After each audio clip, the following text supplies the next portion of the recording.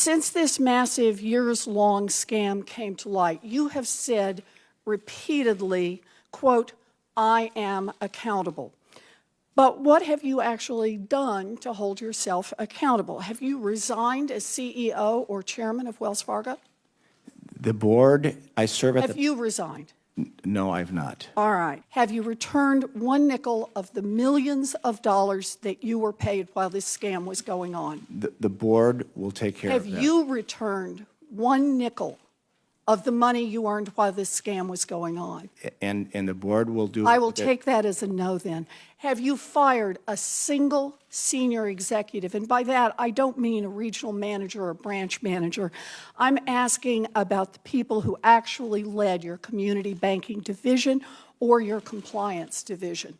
We've made a change in our regional, to lead our regional bank. I just said, I'm not asking about regional managers. I'm not asking about branch managers. I'm asking if you have fired senior management, the people who actually led community banking division, who oversaw this fraud, or the compliance division that was in charge of making sure that the bank complied with the law.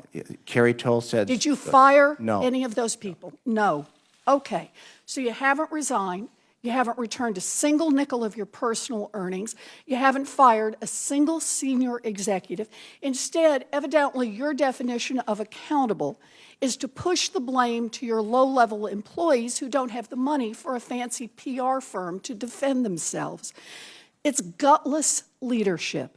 Here's what really gets me about this, Mr. Stump. If one of your tellers took a handful of $20 bills out of the cash drawer, they'd probably be looking at criminal charges for theft. They could end up in prison.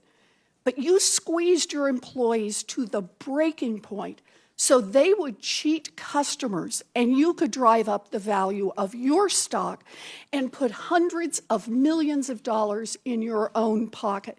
And when it all blew up, you kept your job, you kept your multi-million-dollar bonuses, and you went on television to blame thousands of $12 an hour employees who were just trying to meet cross-sell quotas that made you rich.